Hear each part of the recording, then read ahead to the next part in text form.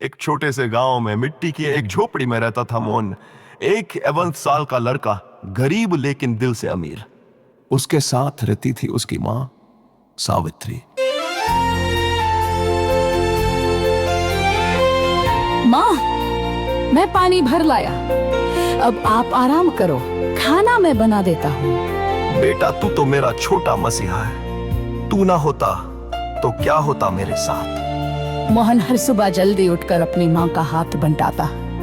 School तो था नहीं, लेकिन जिंदगी ने उसे बहुत कुछ सिखा दिया था। माँ, मैं गांव के बच्चों के साथ थोड़ा खेल कर आता हूँ, फिर खेत में मदद करूंगा। गरीबी थी, लेकिन शिकायत नहीं।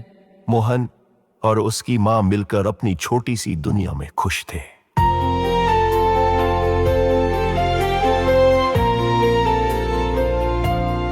गांव की मुसीबत और पहल। एक दिन गांव में हलचल मच गई। खेतों से फसलें गायब हो रही थीं। किसान चिंतित थे। हर रात कोई हमारी फसलें चुरा कर ले जा रहा है, अब क्या होगा? रात को निगरानी रखनी होगी, लेकिन कौन करेगा? मैं करूंगा चौकीदारी। अरे छोटा सा लड़का, तू चोर पकड़ेगा। अगर कोशिश नहीं करूंगा तो कैसे जानूंगा? मैं कोशिश करना चाहता हूँ। बुजुर्गों ने हंसते हुए इजाजत दे दी।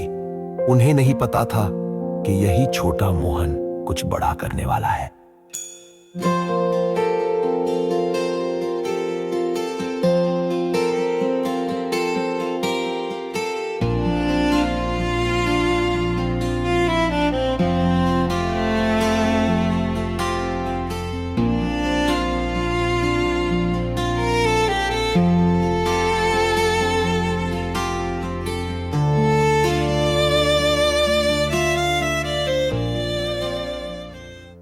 रात को पहरा देते हुए मोहन ने गांव के बच्चों को एक कहानी सुनाई, एक चतुर लोमड़ी और एक मूर्ख बकरी की। एक दिन एक लोमड़ी कुएं में गिर गई। वहां से निकलना नामुमकिन था। तभी वहां आई एक प्यारी सी बकरी। ओ बकरी बहन, ये पानी बहुत मीठा है, तुम भी आओ ना, पियो पियो। सच में? मैं भी आ रही हूँ। बकरी कूद गई और लोमड़ी उसकी पीठ पर चढ़कर बाहर निकल गई। बकरी कुएं में ही फंस गई। तो बच्चों, किसी पर भी आंख मूंद कर भरोसा मत करो। पहले सोचो, फिर फैसला लो।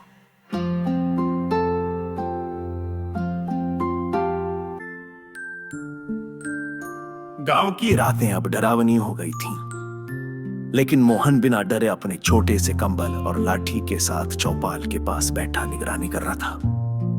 अगर कोई चोर आया तो मुझे पकड़ना ही होगा। माँ का भरोसा तोड़ नहीं सकता। अचानक झाड़ियों में कुछ हिला। मोहन की सांसें थम गई। वो धीरे से खड़ा हुआ और कौन है वहां? रुको। मोहन ने देखा कोई आदमी बोरी में कुछ भरकर भाग रहा था, लेकिन वो अकेला नहीं था। कौन है वहां? रुको। मोहन का पुराना दोस्त भूरा, गांव का कुत्ता, मोहन की मदद के लिए दौड़ पड़ा। भूरा, पकड़ो उसे। माफ करो, दोबारा नहीं करूंगा। मोहन की समझदारी और साहस से गांव का चोर पकड़ा गया। पहली बार सबने माना ये लड़का कुछ खास है।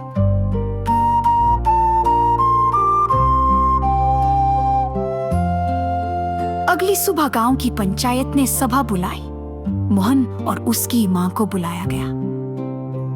मोहन, तुमने हमारे गांव की रक्षा की, हम सब तुम्हारे आभारी हैं।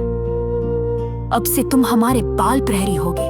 गांव की सुरक्षा और बच्चों की देखभाल तुम्हारी जिम्मेदारी। मेरा बेटा कितना बड़ा हो गया है।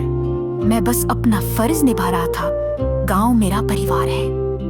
उस दिन गांव के बच्चों के लिए मोहन एक हीरो बन गया, और हीरो वही होता है जो दूसरों के लिए खरा नहीं।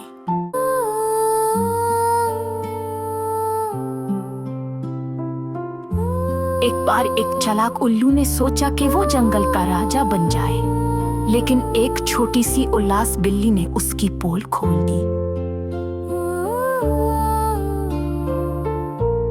मैं अंधेरे का राजा हूं, सब मुझसे डरते हैं। पर राजा वो होता है जो सबकी सेवा करे, ना कि डर फैलाए। बुद्धि और अच्छाई की जीत हुई।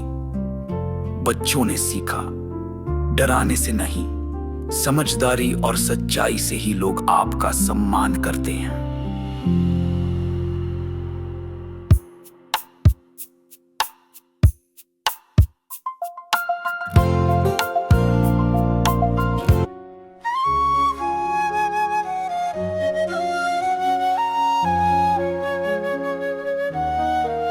गर्मी बढ़ी, बारिश नहीं आई, खेत सूख गए, तालाब भी सूने हो गए, गांव पर अकाल की छाया छा गई। पानी नहीं है, अनाज खत्म हो रहा है, अब क्या करें? अगर ऐसे ही रहा तो हम भूखे रह जाएंगे।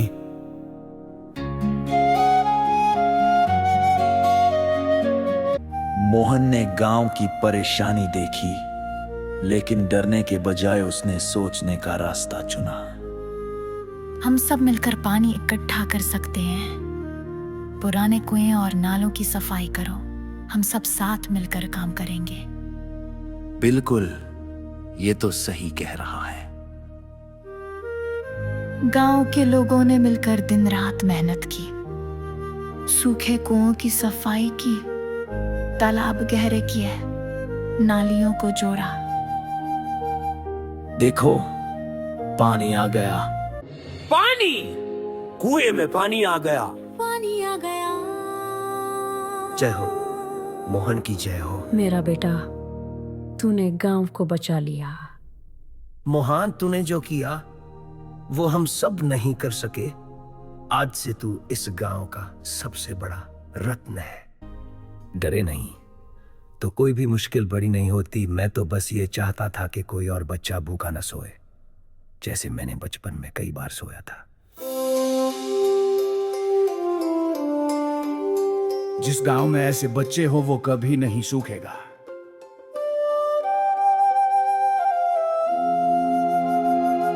अगली बार कोई मुश्किल आए तो हम सब मिलकर लड़ेंगे। ये कहानी मोहन की है, पर यह कहानी हर उस बच्चे की भी है जो हालात से हार नहीं मानता।